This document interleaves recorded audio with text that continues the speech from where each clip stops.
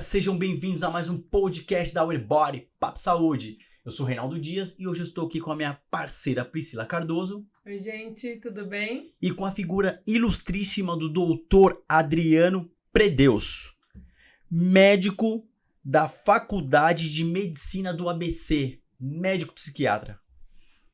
Doutor, seja bem-vindo. Obrigado, Reinaldo. Obrigado, Priscila. Bem-vindo, doutor. Obrigado pelo convite. É uma honra estar aqui. Honra toda nossa. Olha, gente, a gente vai começar um podcast aqui pesado, com muitas informações. E antes de mais nada, inscreva-se no canal, compartilhe, ative o sininho, fortaleça. E também estamos na plataforma do Spotify a todo vapor, ok? Então, iniciando aqui, doutor, eu quero que você fale um pouquinho de você, né? Da questão da residência, da faculdade, por que o senhor escolheu fazer psiquiatria. É importante a gente iniciar nesse bate-papo. Então, eu sou formado pela Faculdade de Medicina do ABC, fiz a residência lá também, venho de uma casa que hoje tem uma grande tradição em formação de excelentes psiquiatras do Brasil, então tenho muita honra, muito orgulho de ter feito faculdade lá, é uma faculdade histórica nessa área. Fiz minha formação, fiz meu título de especialista pela Associação Brasileira de Psiquiatria e hoje trabalho tanto na área da infância e adolescência como em adultos. A pergunta por que eu fiz psiquiatria, até hoje eu ainda tento entender o porquê, né? Acho que a vida foi me levando, né? Não era a minha primeira especialidade. Teve a oportunidade de iniciar um programa de estágio depois de residência. Eu queria ficar na faculdade, então foi uma conjunção de fatores, né? E acabou dando certo, eu passei e fiquei numa casa onde eu fui muito feliz. Muito bom. Creio eu, não sei, mas creio eu que a residência em psiquiatria deve ser equilibrada, né? Porque lá o doutor deve ter visto muitas coisas. Então, quando você fala assim, vou fazer a faculdade, aí você estuda e quando você vai para o campo de atuação, é um impacto muito forte. Sentiu isso, não sentiu? Tem que fazer que nem a psicologia, tem que fazer uma lavagem, tipo, olha, eu tenho que, vamos dizer, zerar minha mente. Saber separar o trabalho, que vai ver muitas coisas, né? Muitos transtornos, né? Em pessoas, né? E aí, voltando para casa, como é que fica, doutor? Como é que ficava essa questão? O senhor conseguiu equilibrar isso daí? Então, Reinaldo, quando você faz a residência, né, você está ao mesmo tempo está trabalhando, mas ainda está sob supervisão, né? Você é um profissional recém-formado. E essa é uma grande vantagem de você poder fazer uma especialização onde você tem uma supervisão. Até esses aspectos psicológicos são bem trabalhados, né? Então, você tem supervisão, você tem professores para discutir o caso, tem preceptor, que é o professor que faz a parte mais prática. Então, quando você tem uma dificuldade com um paciente, esse profissional vai te ajudar, vai te orientar. E também é recomendado, principalmente quem trabalha, né, na área da saúde mental, fazer terapia. Né? Isso ajuda muito também a você aprender a separar o profissional do pessoal, né? Então, imagina se você atende um paciente muito depressivo, você também ficar deprimido, você se envolver de uma forma, no caso, e o médico, ele tem que estar lá para ajudar o paciente, né? Então, mas a formação já te prepara para isso, para aquilo ser a sua profissão. Muito bom. Pri, com você agora a bola. Doutor Adriano, de todos os transtornos e as doenças psíquicas, quais são as mais recorrentes que você atende no dia a dia? A que eu atendo hoje muito em consultório é depressão e ansiedade, e aí dentro da ansiedade, crise do pânico. Algo que está aumentando muito é o transtorno do déficit de atenção e hiperatividade, o famoso TDAH. Como atendo na área da infância e adolescência, também atendo muitos casos do espectro autista. Também atendo muitos casos de dependência por substâncias, né? São dados de consultório, mas a prevalência, né, que a gente tem, a maior parte dos casos são dos transtornos de humor, que é depressão, depois os transtornos ansiosos, depois entraria, acredito que o toque, se eu acredito, o terceiro ou quarto quadro mais comum, né, que a gente tem na área em geral como psiquiatria. Consultório é um pouquinho diferente porque cada serviço tem uma característica. Uhum. E dos toques, o senhor consegue trazer aqui para a gente quantos tipos de toque existem ou quais são os mais recorrentes? O toque, eu acho legal a gente falar... né? Vamos falar sobre o que é, né? As pessoas entenderem que tem muita gente que fala assim, né? Eu tenho toque. Tá, mas você tem o toque por quê? Não, porque eu sou organizado. Ser organizado não é toque. Essa é a primeira coisa. Agora, pode ser uma pessoa que tem uma preocupação recorrente com organização, que ela tenha um toque. Toque quer dizer transtorno obsessivo compulsivo. O que quer dizer obsessão? Obsessão é uma imagem, um pensamento, principalmente o mais comum são casos de pensamento ou impulsos recorrentes que vêm na nossa cabeça. Tá? E obrigatoriamente isso te causa um desconforto ou te causa um prejuízo. Então, fazendo um exemplo prático para quem estiver assistindo aqui. Vocês já ouviram alguma música chiclete que ficou na cabeça? Sim. Eu nem vou falar uma música, porque se eu falar aqui, todo mundo vai ficar com ela na cabeça, vocês vão ficar com raiva de mim. Mas a gente já viu uma música, sei lá, no rádio ou na televisão, e aquilo ficou na cabeça, tá? Todo mundo tem isso, e a ideia de fazer uma música chiclete é exatamente, né, que fique na cabeça das pessoas. Só que você imagina uma pessoa que ela tem um pensamento num nível chiclete da cabeça, mas muito mais intenso. E diferente da música, que pode ou não ser agradável, esse pensamento, normalmente, ele é desagradável. Ele mexe com coisas muito íntimas nossas.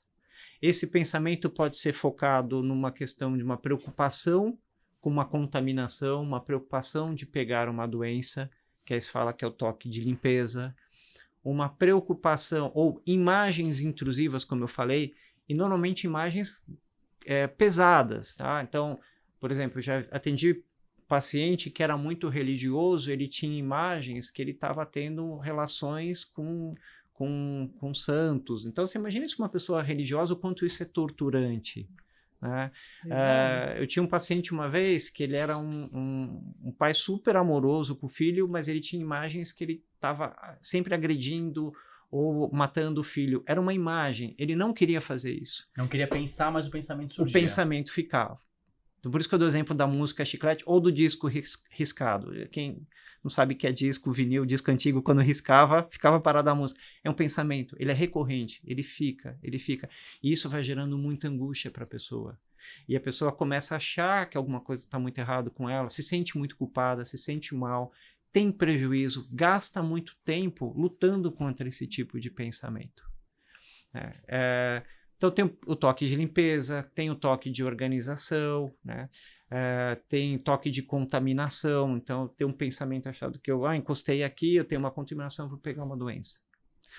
Já o C do toque, que é a compulsão, é algum ato repetitivo que pode ou não estar ligado com o pensamento.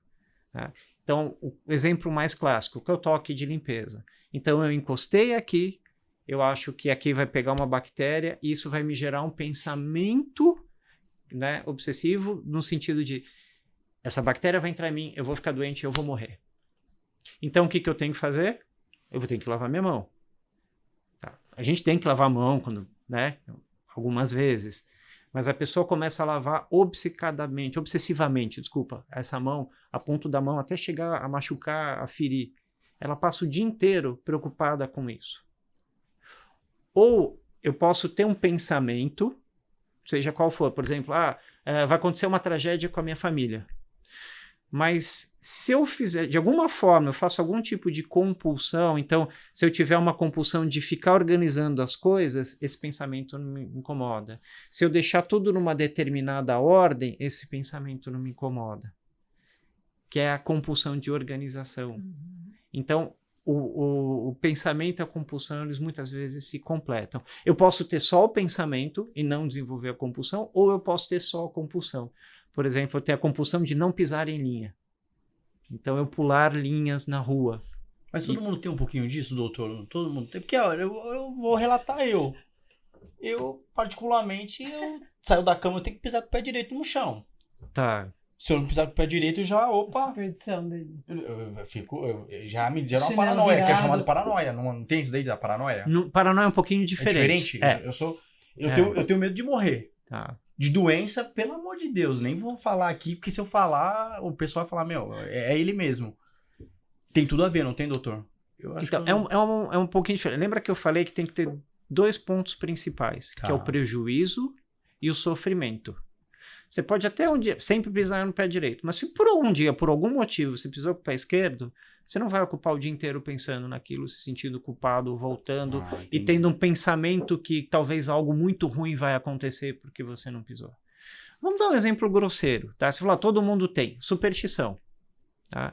Quebrar um espelho vai te dar 7 anos de azar. Tem alguma lógica nisso? Não. Nenhuma. Mas a gente pensa, não pensa? Ou alguém algum dia falou pra gente. É. Né? Chinelo Sim. virado. Chinelo virado. Era um É. exemplo que eu sempre dava quando eu dava aula. A família da minha mãe é do interior. E minha avó falava que chinelo virado vai morrer pai e mãe. Sim. Não, e a mão na nuca também. Eu coloquei a mão na nuca e falei, não pode não, porque tá gorando pai e mãe, né? Essa eu não conheço. Essa é lá do Nordeste. Essa eu não conheço. Mas até hoje, né? Minha esposa tá aqui, ela sabe. Se eu passo em casa desvirando o sapato. Grave, Me né? dá um desconforto. Me dá um desconforto. É um toque? Não, porque eu não vou ficar preocupado. Talvez eu vou passar batido. No toque, aquilo toma conta central da sua vida. Então, algumas manias, e não é, mania é o termo popular, mania na psiquiatria é um outro quadro, é um outro transtorno. Mas algum comportamento, todo mundo tem alguma coisa que fica. Então, um leve traço, alguma coisa, a gente pode ter, mas não necessariamente seja uma doença. Porque eu faço de vez em quando, eu tenho alguma ideia, algo que ficou, por isso que eu dou exemplo do meu sapato, eu vou lá e desviro.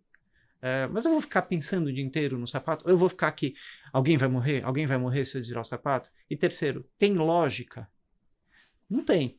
E outra característica importante é, a pessoa que tem um pensamento obsessivo, ela sabe que aquilo não é lógico.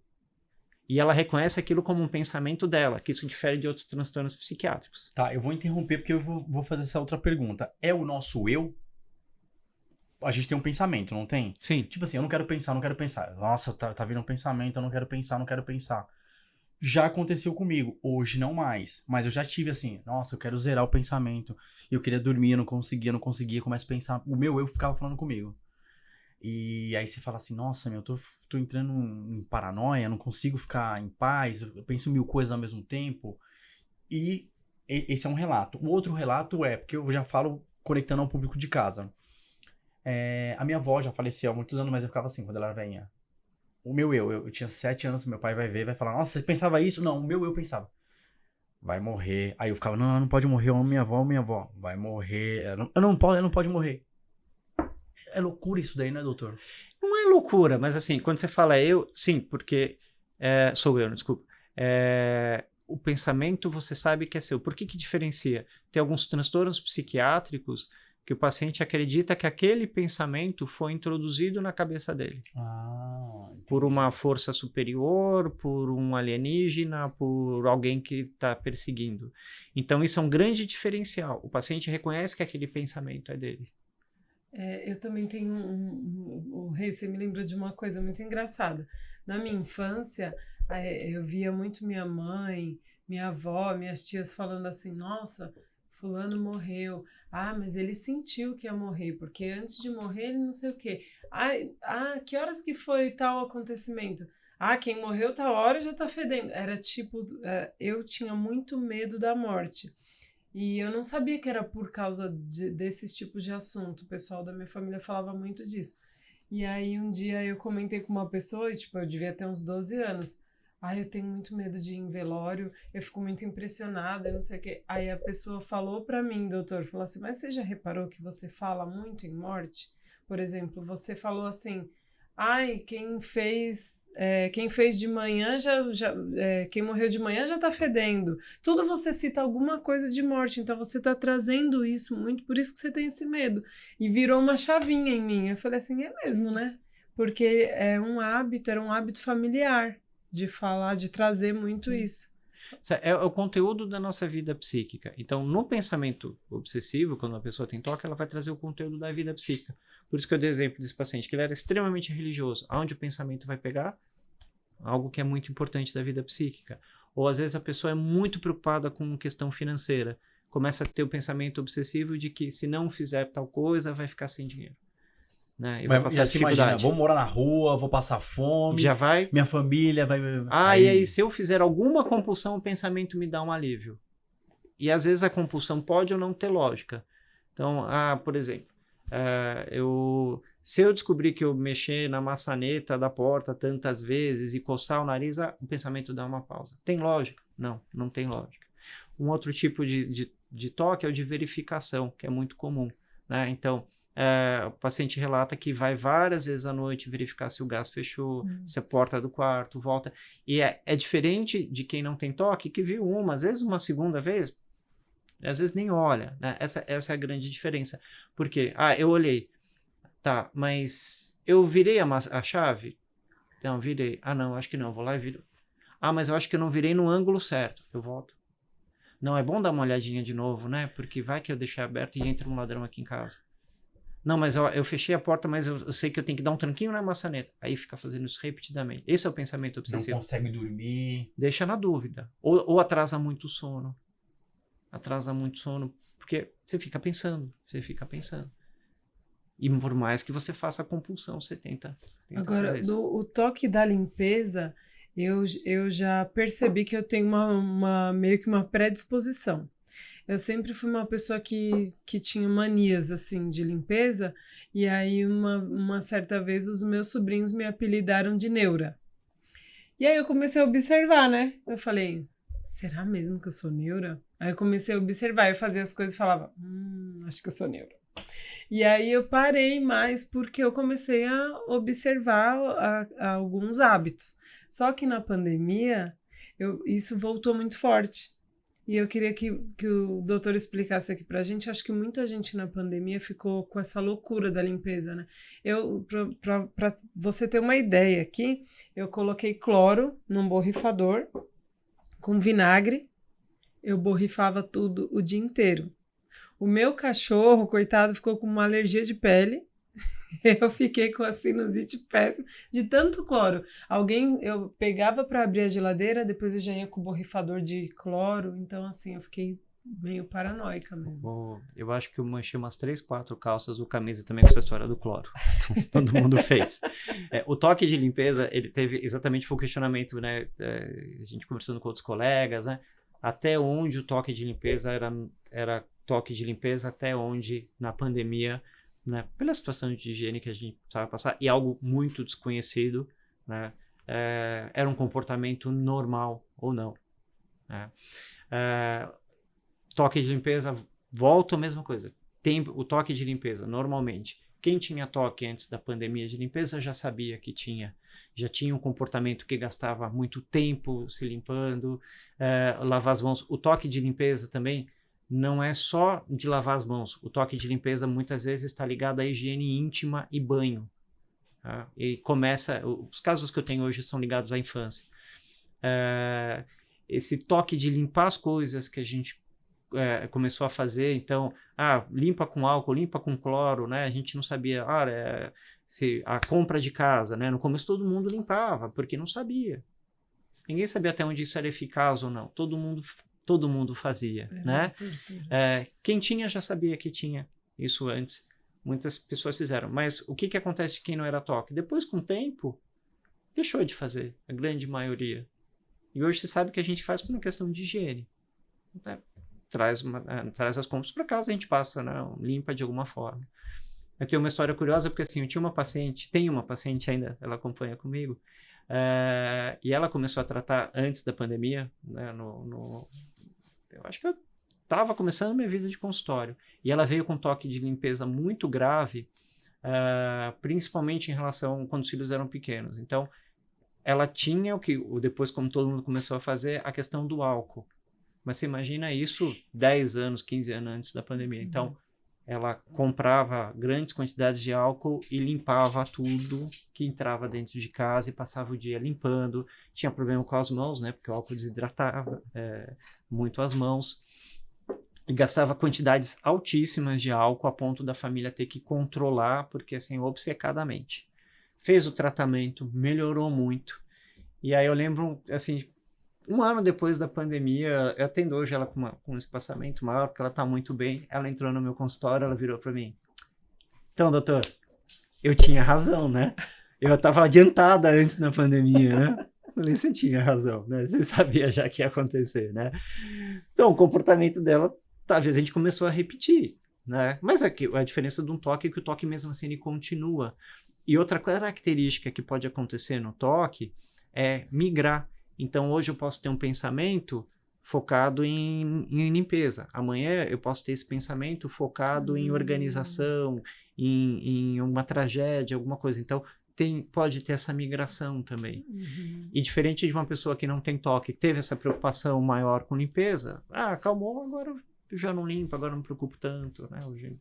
Então, essa é a principal diferença do toque de limpeza da pandemia, ou não? Doutor Adriano, então, dando seguimento aí, você falou o tratamento. A gente vai destrinchar muito sobre a questão do toque, gente, tá?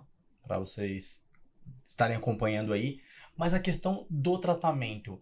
A mente que tá toda hora ali falando, né? Como já colocamos exemplo. Fica dando ali, start, toda hora. Não, vai acontecer. Pensa em tragédia, ou então tem que limpar, senão eu vou ficar doente. Esse tratamento é feito com a medicação? Para o quê? Para acalmar a mente, tirar o pensamento, aliviar? Realmente? O tratamento, a gente tem duas formas de tratamento que o ideal são, na minha opinião, sempre combinar se possível, que é a psicoterapia, tá? Associada à medicação. É a melhor forma de tratamento. A psicoterapia normalmente se recomenda a de linha cognitivo-comportamental. Não quer dizer que outras linhas não possam ser eficazes, tá? Mas é que a cognitivo-comportamental é onde tem mais estudos porque ela é mais mensurável. Outras linhas também podem ajudar bastante. Onde o terapeuta vai trabalhar exatamente formas de ficar menos angustiados. Então, ou métodos de você ficar gastando menos tempo no toque. Então, vou dar um exemplo. Eu tenho uma paciente, uma menina, hoje deve estar com 12 anos, que ela tem uma grande questão de higienização. Então, ela passa 1 hora no banho e tendo que seguir uma determinada ordem para se limpar, para passar o sabonete, o shampoo. Se ela não fizer isso ou desviar o pensamento, ela tem que recomeçar. Ela toma muito tempo. Então, com a terapia, a terapeuta está ajudando ela a cronometrando o tempo, seguindo e está conseguindo reduzir. Hoje ela toma um banho de nem 10 minutos. Para quem ficava 1 hora. Lembrando que o toque, principalmente na infância e na adolescência, ele mexe com a família. Então, você imagina de um estresse, aquilo, o quanto um trabalho de um terapeuta foi tão importante para cada vez menos o paciente gastar tempo com toque. Então, terapia fundamental. As medicações, basicamente, vão fazer 2 coisas. O toque, ele é um quadro das síndromes ansiosas. Então, é uma doença, entre aspas, da ansiedade. Eu preciso usar uma medicação primeiro para baixar o nível de ansiedade do paciente. Isso é importantíssimo. Então, eu vou usar. E, normalmente, o que a gente usa? São principalmente antidepressivos que agem em serotonina. E no mercado brasileiro, a gente tem vários que podem ser usados, medicações seguras. E já deixar claro aqui, não causa dependência, que é o grande medo das pessoas. Causa dependência. Não, não causa dependência. O seu psiquiatra ele vai escolher a medicação mais adequada. Tem algumas medicações que agem também no pensamento obsessivo, que em alguns casos mais graves a gente precisa associar essas medicações. E em alguns casos onde o nível de ansiedade é muito alto, aí sim precisa usar um ansiolítico também. É muito comum a gente usar 1 ou 2 tipos de medicação. Isso tudo vai abaixar o nível de ansiedade do paciente, vai diminuir o pensamento e o terapeuta vai trabalhar esse outro lado. Em casos mais graves, a gente pode usar, por exemplo, estimulação magnética, tem alguns estudos, que é uma outra forma de tratamento. Em casos extremamente graves, raros, eu vi poucos, é a psicocirurgia, que aí faz um procedimento cirúrgico, onde eu vou operar aquela área, mas isso vai ter uma série de efeitos colaterais. Isso são casos muito extremos. Felizmente são poucos que a gente tem.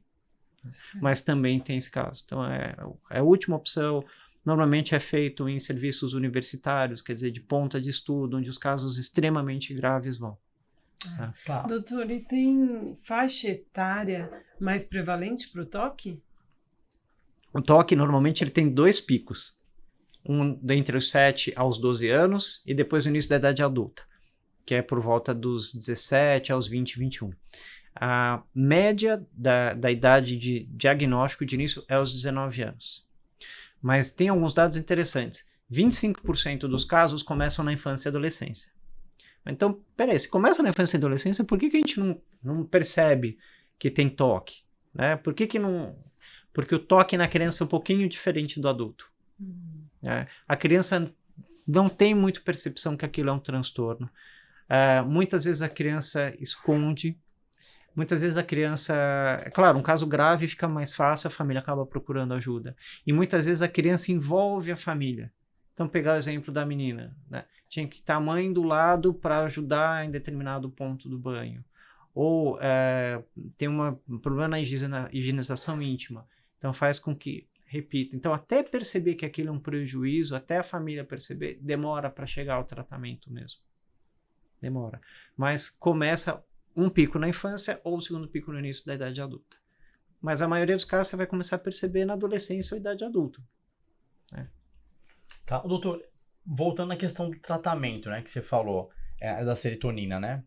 A dopamina em excesso, ela atrapalha essa questão? Porque, tipo, é o pico, né? A pessoa tá na busca, tal, que é a ansiedade.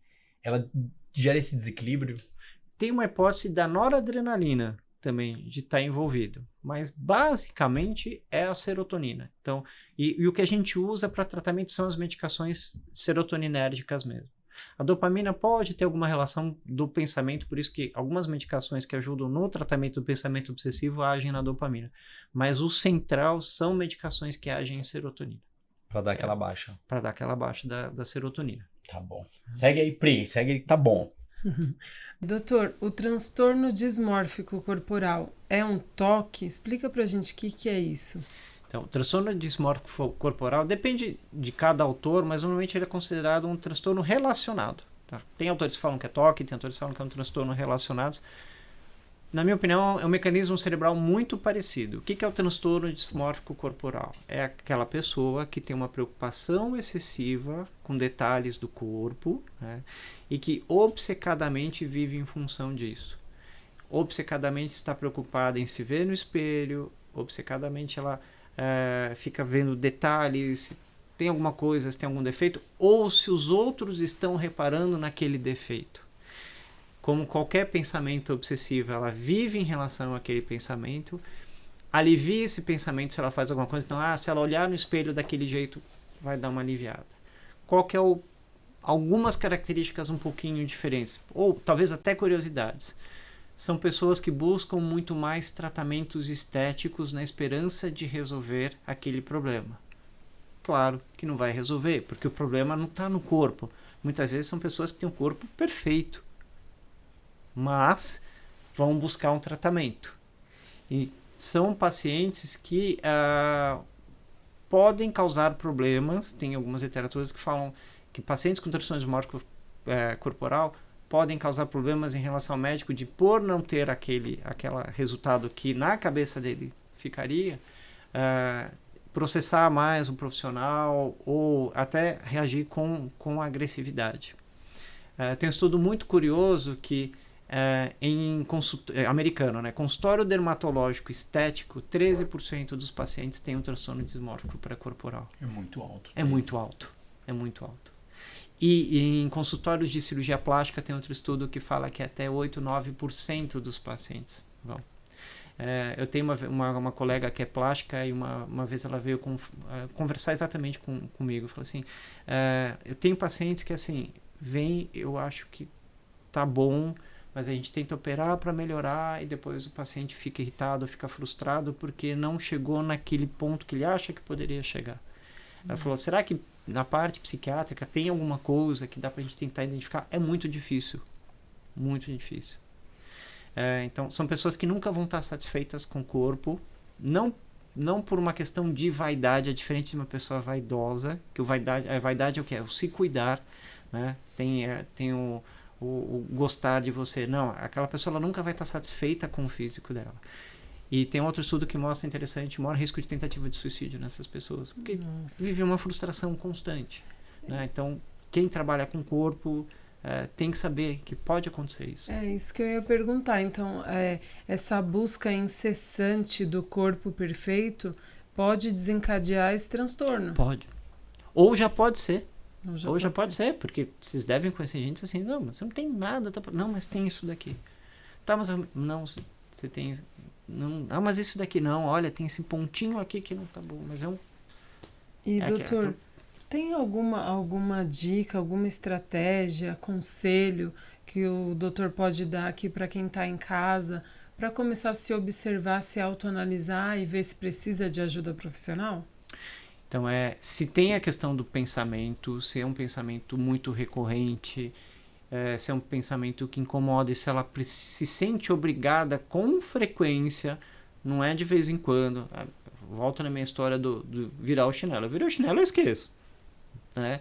Mas eu tenho que voltar, repetir. Aquele pensamento me gasta tempo, aquele pensamento traz prejuízo para mim. Às vezes traz prejuízo para outras pessoas que estão à minha volta, né? Então eu tenho que deixar tudo organizadinho. Vai alguém mexer uma coisinha, eu fico extremamente irritado, né? Então, olha, normalmente é o âmbito familiar que acaba trazendo prejuízo. Aí é buscar ajuda profissional, ou de um psicólogo ou um psiquiatra, alguém que trabalha na área da saúde mental, para ter uma orientação, pelo menos. Sim. Doutor, você falou nessa questão assim, do pensamento, né? Se aquele pensamento ele for corriqueiro, né? Com frequência, ou também se incomodar muito. Tipo, às vezes não vem tanto o pensamento, mas a pessoa se incomoda com o chinelo. Eu queria chegar nesse ponto assim, vamos dizer, hipocondríaco, né? A pessoa, porque deve pegar muitos casos assim. Sim. Não é que a pessoa pense, mas preocupe-se, muito preocupada. Também pode gerar, tudo que é pensamento, pode gerar um transtorno, isso? Pode. A hipocondria é um transtorno, é um transtorno que pode estar relacionado ao toque, né? Então, o que é hipocondria? A hipocondria é ou a crença ou o medo de contrair algum tipo de doença grave. Ou uma interpretação de sinais e sintomas que sejam algum tipo de doença grave. E aí volta na questão do toque. É recorrente, é um pensamento vivente e que te gera sofrimento, né, em relação a isso. A diferença da hipocondria é que é muito comum o hipocondríaco buscar muito médico e sempre ter aquela dúvida em relação àquele tratamento. Então, eu tenho um menino que até voltei a atender ele agora. O menino não, que já está com 25 anos agora, mas eu comecei a atender ele jovem. Você imagina um menino, na época ele vai ter uns 12, 13 anos. Ele tinha um pensamento obsessivo, que pode se considerar uma hipocondria, que ele tinha algum problema cardíaco. Ele fazia a mãe levar num cardiologista. Aí levava num cardiologista. O cardiologista examinava, felizmente não tinha nada, fazia exame. Às vezes era um exame clínico, o cardiologista falava assim, não, eu te examinei, não tem nada, você não tem nenhum problema. Tá. Aí ia num outro, não confiava naquele. Ia no outro, não, tá bom, o outro médico pedia determinados exames. Aí fazia os exames, obviamente os exames iam normal. Aí como é que fica o pensamento? Mas e se onde fez o exame não é muito bom o lugar? Então eu vou num terceiro cardiologista. Aí é num terceiro cardiologista. Aí o médico fala, não, tá bom, então vamos fazer exame aqui, aqui, aqui. Tá. Aí fazia o exame. Ah, mas o médico falou de uma forma que ele não levou muito a sério. Então eu vou num quarto cardiologista. Esse menino passou em N cardiologistas. Nossa. Assim, todos os exames ele não tinha absolutamente nada. Mas a preocupação, né, com a física, a preocupação, a hipocondria dele de ter uma doença cardíaca ocupou muito a vida dele. Fez tratamento, melhorou muito. Hoje se formou em engenharia, já está trabalhando na área, então conseguiu controlar bem a partir do momento que começou a perceber que aquilo era um transtorno. Tá. E é uma diferença de toque, que tem o toque com insight ou sem insight. O sem insight, quer dizer, eu não percebo que aquilo é um prejuízo. Eu faço aquilo repetidamente, né? Eu limpo, eu organizo, eu repito alguns comportamentos. E eu não percebo.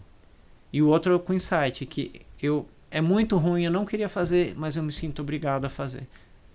E ele conseguiu desenvolver o insight e isso facilitou muito para ele tratar. Tá, mas então, dentro desse segmento do que a gente está falando, mente, corpo e mente. Ok, ele gerava uma preocupação.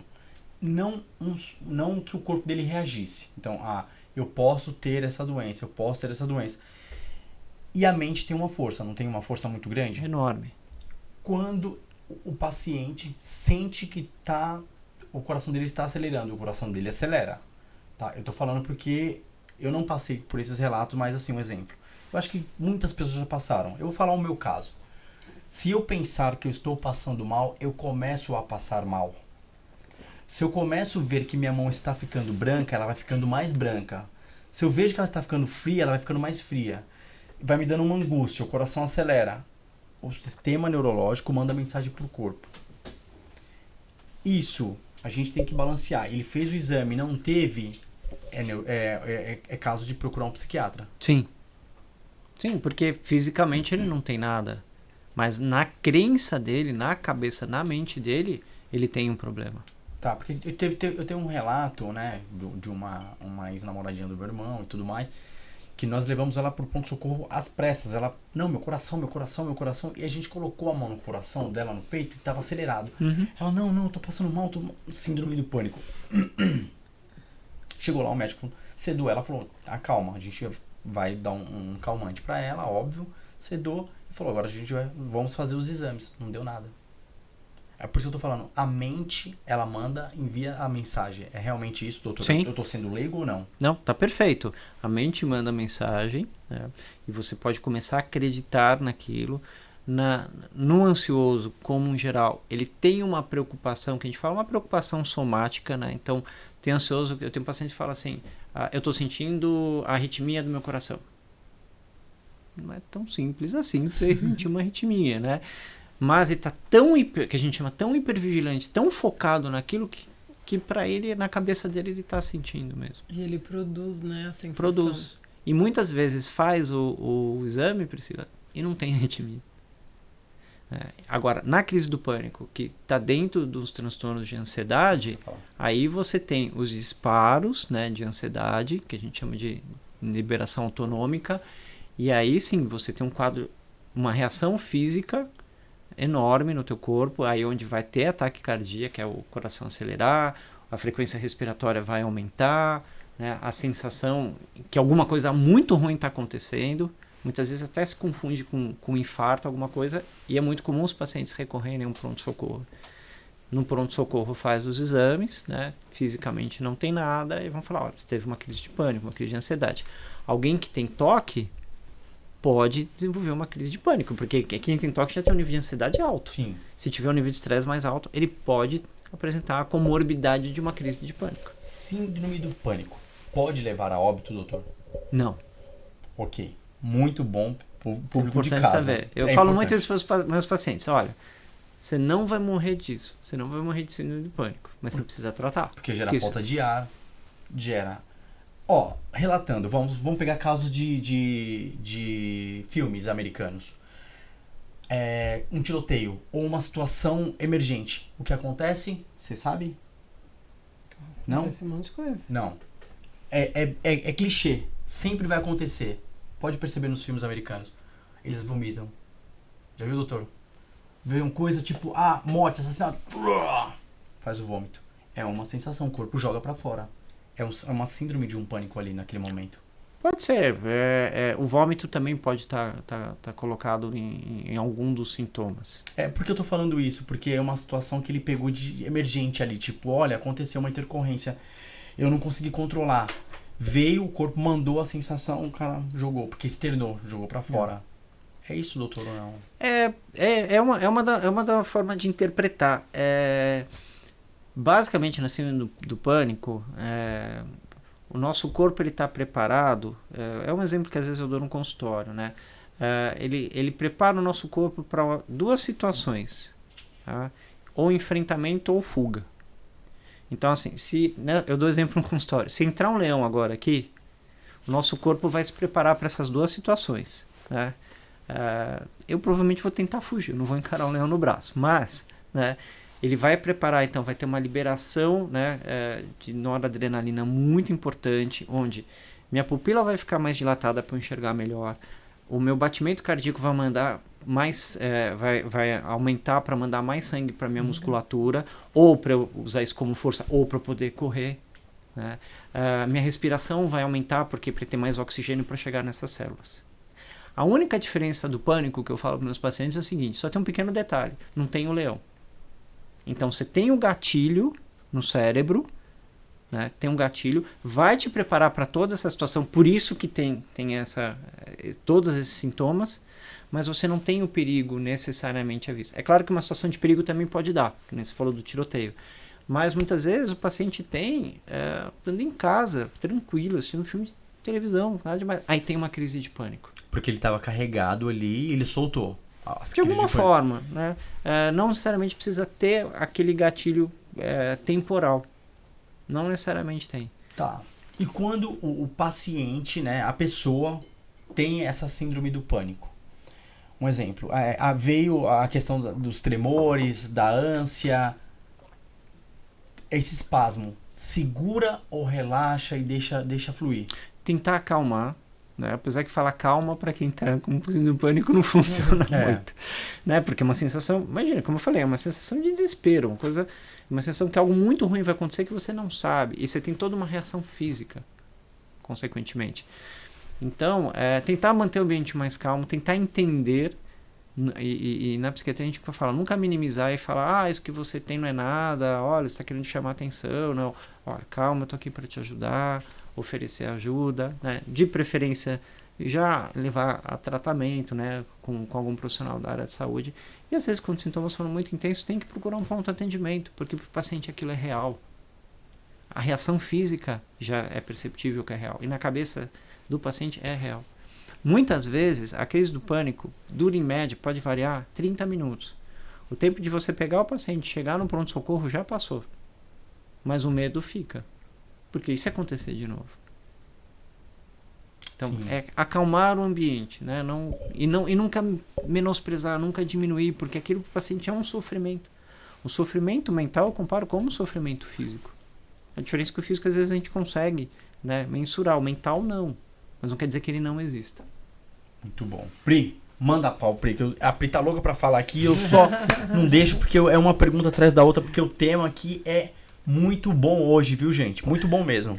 Doutor, eu quero já puxar um pouco para a coisa da alimentação. Tá. O transtorno dismórfico corporal, ele pode desencadear a anorexia? Eu acredito que não.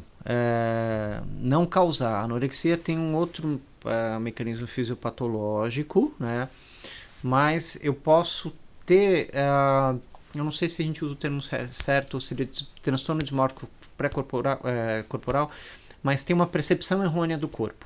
Então, na anorexia, a paciente ou o paciente se enxerga com obeso, se enxerga, né, com peso muito maior.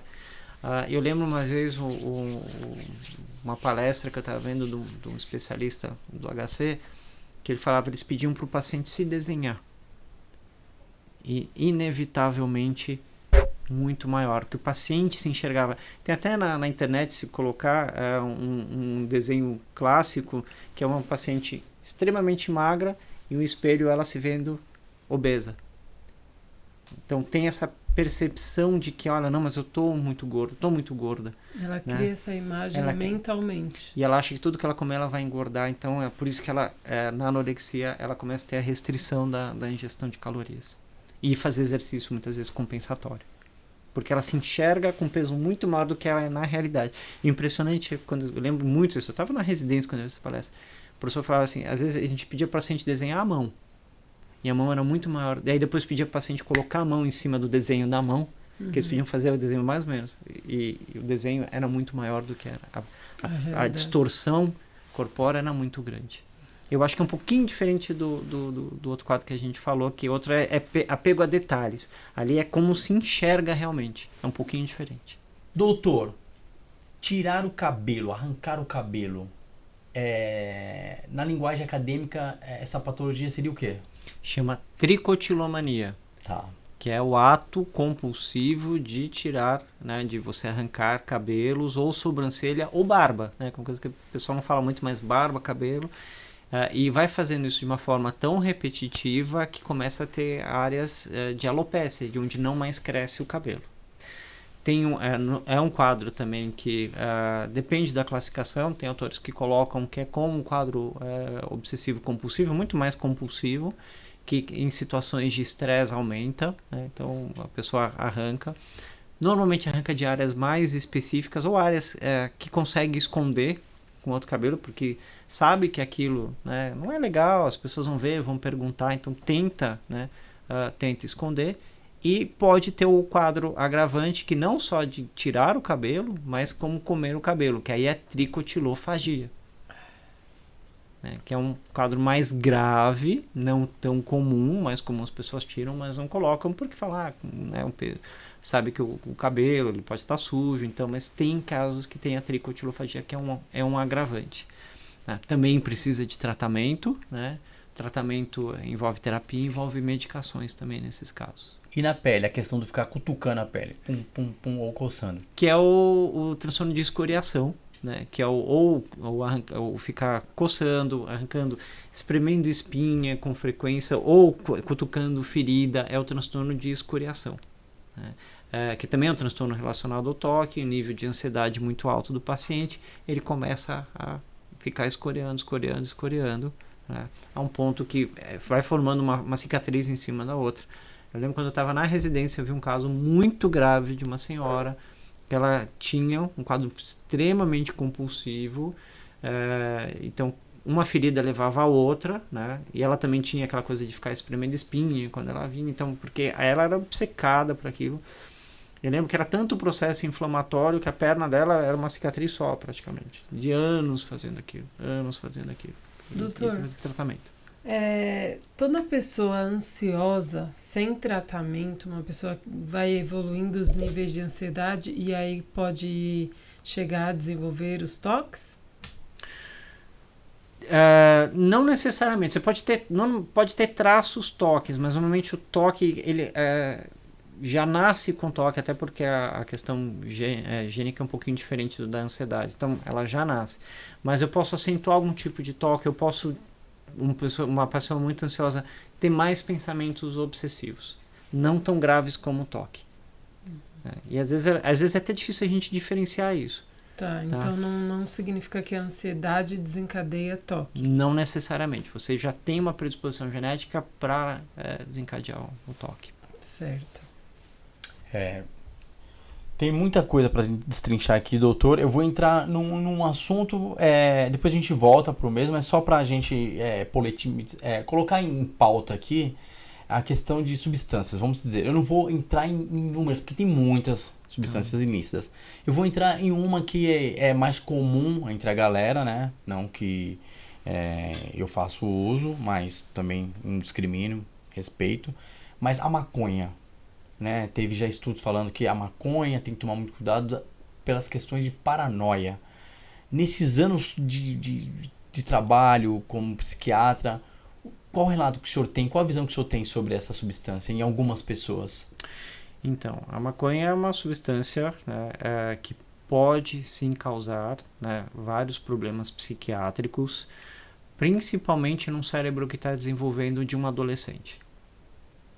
Tá? Então, mas o adolescente pode? Não, na minha opinião, não pode fumar. Isso pode interferir no desenvolvimento. Muitos adolescentes estão usando, está aumentando o uso, sim, mas sempre tem um risco. Esse é o primeiro problema. Então, pode interferir no seu desenvolvimento. Quanto mais cedo o uso, pode ter um maior comprometimento.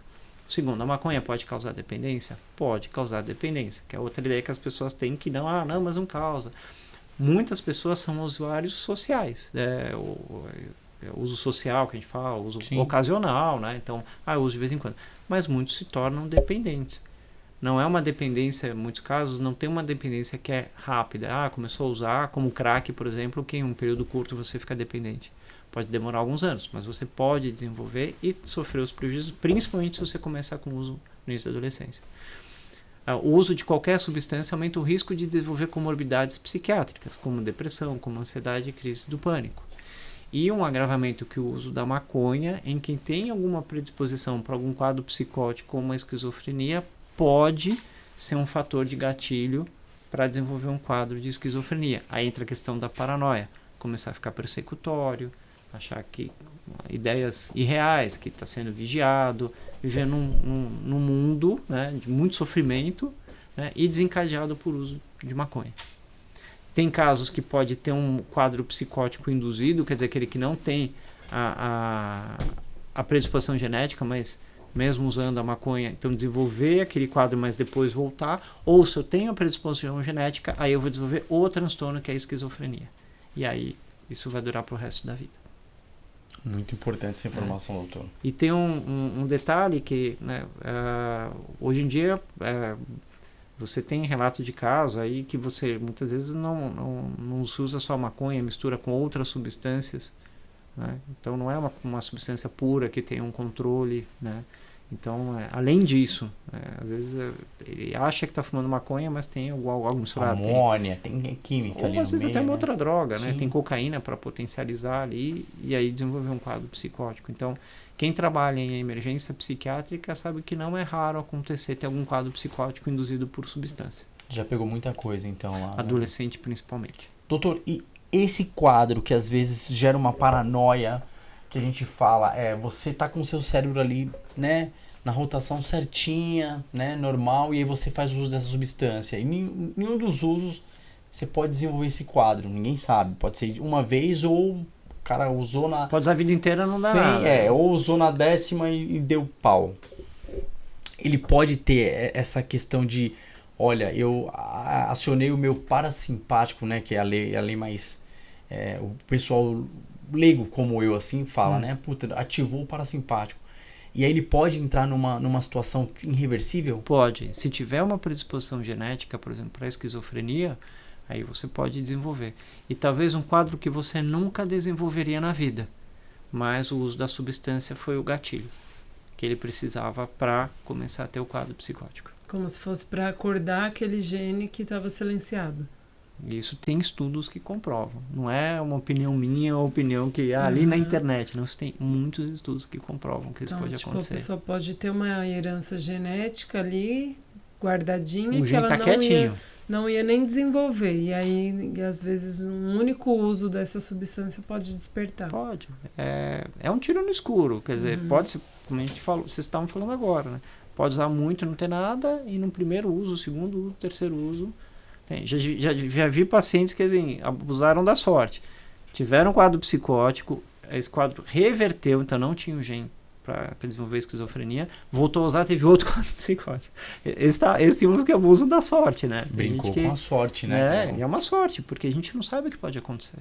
E tanto ela quanto outras drogas ilícitas também, né, doutor? Sim, não só a maconha, né? Qualquer substância pode causar isso. Que você mexa aí com o seu eixo, acionou o parasimpático, que eu tô falando de uma forma leiga que eu não sei, eu não sou médico. Até mesmo o álcool, né? Que é então, uma o álcool ele tem, claro que é a quantidade de uso, tempo de uso, mas o álcool também pode desenvolver quadro psicótico, principalmente álcool em concentração, né, muito alta, por exemplo, absinto, tem uma concentração alcoólica altíssima, você tem relato, né, que pode desenvolver quadro psicótico até pelo uso da bebida alcoólica.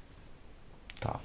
Doutor, voltando ao quadro do toque, qual o paciente mais jovem que você pegou, criança, vamos dizer, com essa questão aí de puxar o cabelo, se bater? É um quadro que eu atendi recentemente, primeira vez, uma menina que está com 8 anos, que eu lembro, agora pode ter sido que tenha atendido os outros, e o dela é muito nessa questão da limpeza, né? Então ela muda com o tempo, mas está muito relacionada à higienização. Então a questão começou com uma questão do banho, então tinha essa ordem também do banho, como o outro caso que eu relatei. Então, de um tempo muito grande com banho. Depois migrou para uma questão de higiene íntima. Então, após usar o vaso sanitário, por N vezes fazer a higienização, a ponto até de provocar assadura, porque fica aquele pensamento de não limpei direito, então volta. Não limpei direito, volta. Aí pede para a mãe ajudar, então volta. Depois ela passou por um quadro que é curioso, que a gente chama de lentificação obsessiva. Então, ela tem que escovar o dente de uma certa ordem e isso demora muito mais do que uma pessoa escova o dente normalmente. Ela tem outros dois comportamentos interessantes. e que obviamente geram um sofrimento. E isso ela fez no consultório que os pais relataram. Eles moram perto da escola, então dá o tempo certinho de acordar, calçar o sapato, né, o tênis e ir para a escola. Só que ela fica 10 minutos passando a mão no pé porque acha que o pé está sujo e aí calça o tênis. E aí nesse dia, como é criança, a gente muitas vezes tem que fazer peso e altura, né, ela tirou o sapato e os pais tinham relatado e ela começou a fazer. Porque como ela pisou no chão, ela começou e ela ficou um tempo lá esfregando o pé, sentindo que estava sujo. Mas imagina isso todo dia. Uma outra coisa que é muito comum em criança, e ela também depois conversando, e muitas vezes os pais não percebem, depois que eles acabam percebendo, a letra. Então, eu falei, como é que ela é para estudar? Não, ela faz, mas ela apaga. E aí, conversando, o que acontece? Tem uma questão de simetria. Então, a letra dela não pode bater, no caderno pautado não pode bater, a letra não pode encostar na linha. Se encostar, tem que apagar e refazer a frase. E aí, agora, como ela está entrando no ano que escreve mais, já está começando a atrapalhar um pouco a vida dela, a vida escolar. Então, ela tem vários sintomas TOC, um quadro mais grave, né, que está agora iniciando o tratamento. Né, e ela tem várias características. Então, que eu lembre agora, o mais novo com 8 anos. Doutor, esses transtornos TOC, eles podem desencadear pós-traumático, pós-trauma? Pode acontecer, por exemplo, uma criança violentada ou algum outro tipo de trauma pode desencadear um TOC? Um trauma infantil, sim. A hipocondria tem um trabalho interessante que normalmente tem um histórico de abuso na infância, nos casos de hipocondria, que é transtorno relacionado. Então, sim, situações traumáticas na vida da criança podem favorecer, sim, que ela desenvolva o TOC. Tem outras teorias, por exemplo, de comportamento aprendizado. Então, uma vez eu vi, acho que foi até um documentário bem interessante sobre TOC, onde a mãe tinha toque de limpeza e a criança devia ter uns 3 aninhos, 4 aninhos, ficava com ela o dia inteiro, e a mãe com aquele toque de limpeza de lavar as mãos. Eles filmaram, aí mostraram para a mãe. O que aconteceu quando a mãe... eles afastaram a mãe lá por um dia, né? O que a criancinha fazia? Ela ia lavar a mão o tempo inteiro. Aí mostraram no vídeo para a mãe falou, o que eu estou fazendo com meu filho? A criança repetiu o comportamento. Não sabe se a criança desenvolveu o TOC ou não, mas o comportamento repetitivo favoreceu. Se ela tiver predisposição genética e com esse aprendizado, pode ser que ela desenvolva o TOC. Doutor, criança pode fazer tratamento medicamentoso do TOC? Ótima pergunta, Priscila. Pode, né? É um conceito que as pessoas têm. Não, mas criança não pode tomar tratamento, usar medicação psiquiátrica. A criança pode quando muito bem indicado. Né? Então, as medicações, você tem inclusive medicações com posologia infantil. Né? Claro que a ideia não é você sair dando remédio para todos os casos. Né? De preferência, sempre fazer o acompanhamento psicológico. Muitas vezes iniciar o tratamento psicológico e o próprio psicólogo ou a psicóloga indicarem para daí passar um psiquiatra e fazer. Os tratamentos são seguros, não causam dependência, não vão interferir no desenvolvimento da criança. E quando bem indicado, muda muito a qualidade de vida e o desenvolvimento dessa criança. Perfeito, muito bom saber. Doutor, agora vamos entrar para assuntos diários. Vamos lá. Essa questão que as pessoas levantam, Topinel, manicômio, aqui virou manicômio. Tá mudando esse linguajar, né? Hoje nós falamos hospitais psiquiátricos. Exatamente, Ronaldo. Não existe. O termo, né, que a gente usa hoje em dia são os hospitais psiquiátricos, né? Manicômio, Pinel, né? Pinel acho que até fala mais no Rio, aqui em São Paulo não se fala tanto, né? Pinel é o nome de um psiquiatra, né? Então virou sinônimo, né, de hospital psiquiátrico, né? Então o termo correto é hospital psiquiátrico, que é um hospital como qualquer outro, né? Só que tem uma característica um pouco diferente dos pacientes que estão lá, mas é um hospital, tem uma estrutura hospitalar da mesma forma, tem as áreas de agudo que valem às áreas tem a área de emergência psiquiátrica, tem a área de internação, tem áreas que equivaleriam, entre aspas, ao UTI, que é onde o paciente é observado mais próximo, tem equipe de enfermagem, então é um hospital como qualquer outro. Tá, doutor, então você tem muitos relatos aí que você já falou, né, nessa questão de hospital, de residência. e etc. Doutor, você já deve ter visto desculpa, inúmeras coisas. Já exorcizou muitos pacientes? Já teve muito paciente com demônio, coisa ruim, você fala, não, isso daí não é nada, vamos lá, vamos tratar. Isso é muito comum, né? Essa interface religião e psiquiatria é muito comum, porque a religião faz parte da nossa vida psíquica. Então, em emergência, não é comum aparecer alguns pacientes que têm uma questão religiosa e que muitas vezes a casa religiosa que esse paciente participa, eles consideram aquilo anormal, está além do que é esperado, né? A manifestação religiosa.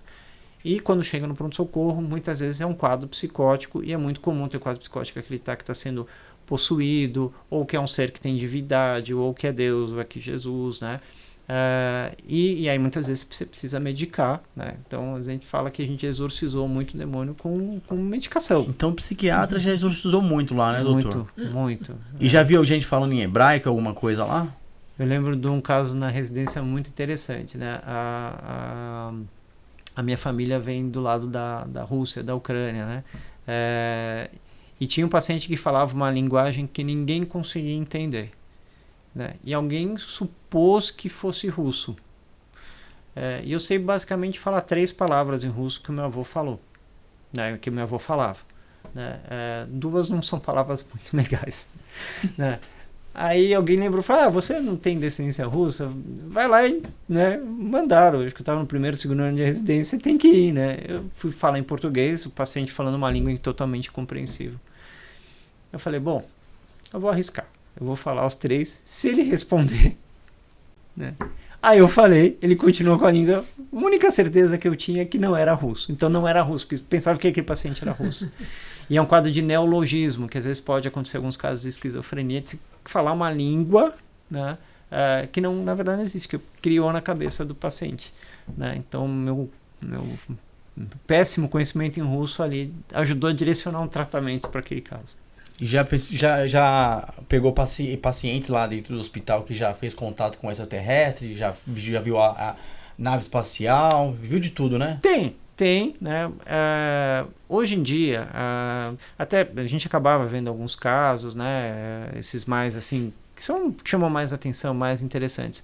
Mas eu já tenho mais de 20 anos de psiquiatria. A rede de atendimento hoje ampliou muito, né? Então hoje o acesso a tratamento psiquiátrico está muito mais fácil do que era 20, 30 anos atrás. Quando eu comecei, a gente ia em emergência, a gente pegava casos assim de primeiro surto, então que nunca trataram, então pegava esses casos mais curiosos. Hoje em dia, você pega pacientes que têm algum tipo de tratamento, então hoje é muito mais raro você ver esses casos que chamam mais atenção, né? Se tinha muito aquela imagem do paciente psiquiátrico, aquele que acha que é Napoleão, que usa o chapéuzinho, né? Que isso vem de mais de um século atrás aí, né? Hoje você não tem tanto, porque o paciente ele tem tratamento ambulatorial, ele tem hospital dia, hoje você tem uma rede de suporte.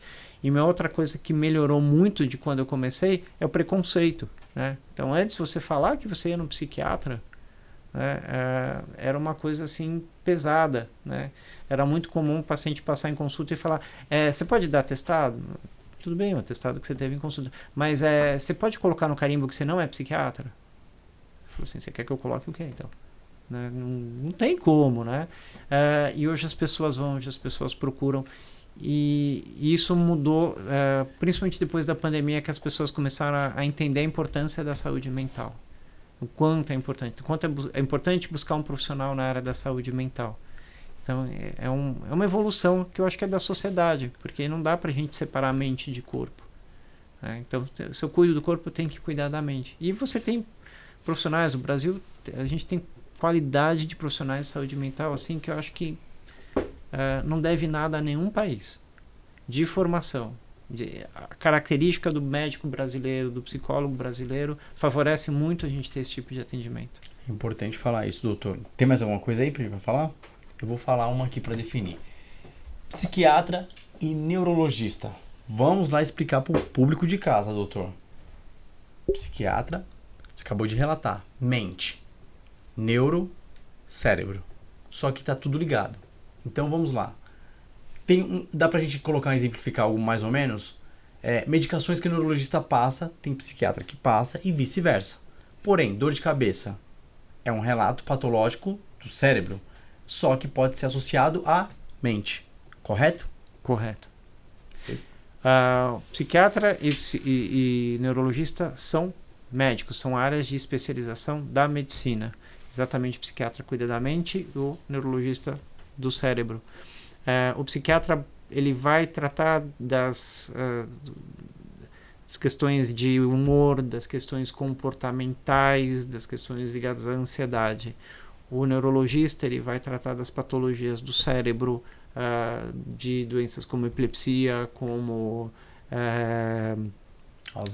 Alzheimer, psiquiatra também tem colegas que tratam também muito bem. Distúrbios do movimento, por exemplo, Parkinson, normalmente vai pro neurologista. Cefaleia, enxaqueca, acaba indo pro neurologista.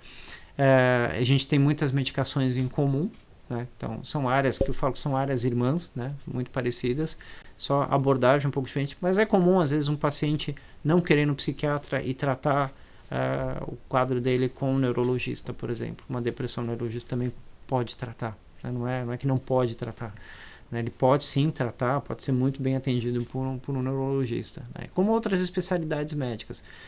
Desde que eu estava na residência, a gente falava, olha, não tem psiquiatra no Brasil suficiente para todo mundo. Então é bom que os outros especialistas façam tratamentos iniciais. Então, outros especialistas que tenham, se sintam confortáveis de iniciar um tratamento de depressão, de pânico do seu paciente, claro que ajuda muito. A ginecologista da sua paciente, um cardiologista do crise de pânico de um paciente, já ajuda muito, porque a gente não tem profissional suficiente para todo mundo que precisa de algum tratamento na área de saúde mental no Brasil. Ainda mais depois da pandemia, né? Que todo mundo voltou com os parafusinhos a menos.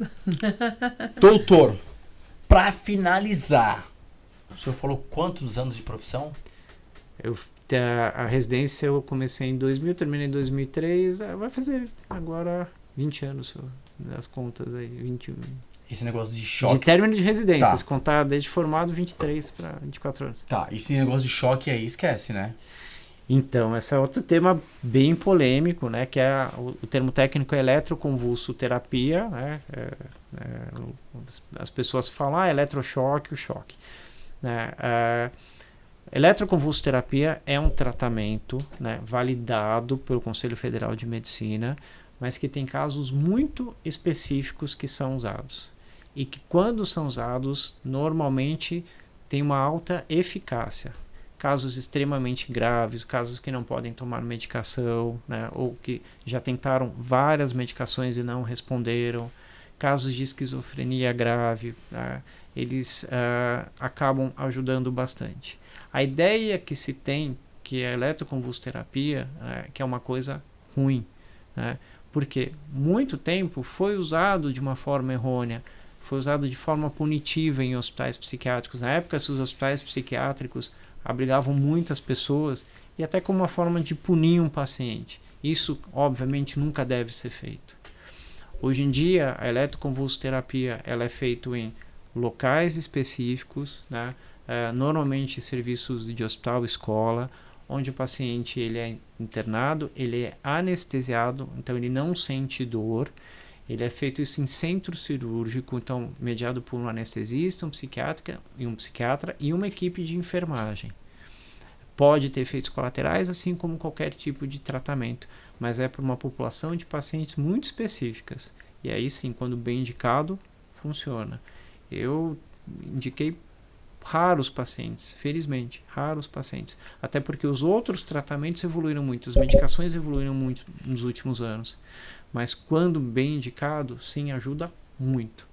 E é isso que a gente tem que ter uma ideia errônea. Então, na dúvida, sempre se tem uma dúvida, procurar um psiquiatra, perguntar sobre o tratamento, né? E não é porque você for um psiquiatra, ele vai te prescrever para fazer eletrochoque. Para chegar no eletrochoque, é que você passa por um processo longo de tratamento para eu falar, olha, vai ter que ir para eletroconvulsoterapia. Seria uma descarga elétrica no cérebro, induzindo uma convulsão. Para a pessoa não continuar essa descarga corporal. Seria porque o na cérebro verdade, manda pro corpo. Ainda não sabe totalmente bem o mecanismo, mas quando eu tenho isso, por que isso melhora? Como é que percebeu que isso... Pacientes com quadros mentais, por exemplo, uma depressão, alguma coisa, que sofriam de epilepsia, quando tinham epilepsia, melhoravam. Depois da epilepsia. E aí se percebeu que se induzir, fazer algo induzido, melhorava nos pacientes. O problema é que o tratamento desandou, se usou de uma forma totalmente errônea, que não se deve ser feito nunca. Mas muito bem indicado, com todo o cuidado, toda a atenção ao paciente, né, minimizando o máximo possível de efeito colateral. Não existe tratamento sem efeito colateral. Uma medicação, uma cirurgia pode ter algum efeito colateral. Você minimizando, você vai melhorar muito a qualidade de vida daquele paciente. Serviço específico, serviço onde é preparado para isso. Que tem lugares que fazem no Brasil.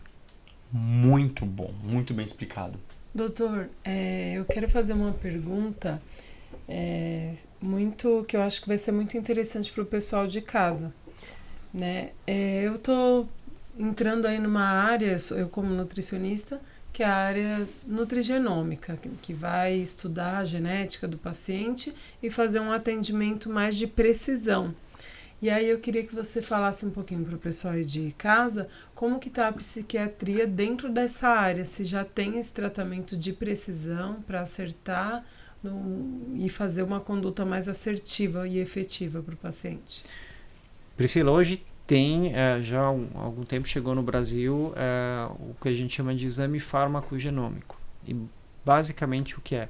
Através do DNA do paciente, é um exame de DNA, vai se estudar quais enzimas cada paciente tem melhor, porque quem vai determinar as enzimas, que são proteínas, é o nosso DNA que vai determinar isso. E de acordo com aquelas enzimas, vai determinar qual grupo de medicação eu tenho uma expectativa de uma resposta melhor ou pior. É o que a gente chama hoje de medicina personalizada, né, individualizada. Então, é interessante para casos resistentes, para pacientes que já tomaram muitas medicações e não respondem, eu vou usar algo mais direcionado. Né? Não, a princípio, não é todo paciente que tem que sair fazendo, porque ainda, infelizmente, é um exame que tem um custo alto. Mas a partir do momento que esse exame cair cada vez mais o preço, eu acredito que isso vai ser um dos futuros de linhas de tratamento para a medicina. Primeiro porque eu vou, basicamente, ou você usa o farmacogenético ou por tentativa. Eu vou tentar essa medicação, não deu certo, eu vou tentar essa. Com o exame, ele vai me direcionar, eu falo para o paciente assim, não vai me dar bala de prata. Não quer dizer que ele vai falar, ó, esse remédio é perfeito, não tem erro. Não, mas ele vai me dar um grupo de medicações onde eu tenho uma expectativa de resposta melhor do que outras. E muitas vezes quando a gente faz isso, a gente pede o exame, são pacientes que já tomaram muitos remédios, ele fala assim, agora eu entendo que esse remédio não funcionou, eu só me deu efeito colateral, porque ele está num grupo que eu não queria responder. E agora eu entendo porque esse aqui está indo bem. Então isso ajuda muito, isso vai ser um futuro para a medicina. Perfeito, gente. Eu fiz essa pergunta porque eu já tive contato com muitas pessoas que têm depressão e esse ajuste de remédio, esses testes é muito torturante às vezes para a pessoa. A pessoa passa por várias medicações que não são efetivas, né, no tratamento da doença. E aí vindo com esse tratamento de precisão dentro da psiquiatria, eu acho que pode ser um grande avanço no tratamento da depressão, ansiedade. Perfeito, doutor. E tem uma interessante que não é só para a área da saúde mental. Hoje você já tem exame, por exemplo, que analisa antibiótico, medicações para oncologia, para cardiologia. Então, já está ampliando, vai chegar uma hora que vai ter para todas as áreas. Todas as medicações vão ser estudadas para você saber o que é melhor ou não para aquele paciente. Exatamente. Esse é o futuro da medicina. Muito bom. Algo mais, Pri? Por enquanto, só agradecer mesmo. Obrigado, doutor, pela presença. Doutor, muito obrigado. Deixe o seu contato, por gentileza, seu Instagram para o público de casa. O meu Instagram é @dradrianopredeus. DR de doutor, então, dradrianopredeus. Muito bom. Só chamar lá no direct, né, doutor? Só chamar no direct e acompanhar as postagens que a gente coloca. Muito bom. Doutor, algo a mais? Você quer deixar alguma mensagem para o público de casa? Quer falar? A voz aí é totalmente sua. Eu queria que todo mundo refletisse a importância da saúde mental, que já melhorou muito, né? Tratamento da saúde mental é um tratamento como qualquer outra área da saúde, não é nada diferente, né? Não ter receio de procurar um profissional na área que vai ser muito bem atendido, muito bem acolhido, né? E como eu falei, a gente não pode separar, né? Tem aquela frase, né? Mente sã, corpo são. Não tem como separar um do outro. E queria agradecer muito pelo convite, muito pela atenção, pelo carinho de vocês. Foi muito legal, foi uma alegria para mim muito grande estar aqui. Para nós também, doutor. Ó, já falando, teremos uma próxima oportunidade, não é, Pri? Com certeza. Vamos levantar outros temas aqui. Vamos abordar TDAH, autismo, vamos explorar essa área aí. Com prazer, pode contar comigo. Tá bom, doutor? Muito obrigado mais uma vez. Obrigado, Reinaldo. Até a próxima. Até a próxima. doutor, Obrigado, muito Priscila. Prazer. Público de casa que ficou até agora, até esse instante, não se esqueça, inscrevam-se no canal, compartilhe, fortaleça. Estamos também na plataforma do Spotify, a todo vapor, tá bom? Podcast da Our Body, Papo Saúde. Valeu, até a próxima, gente.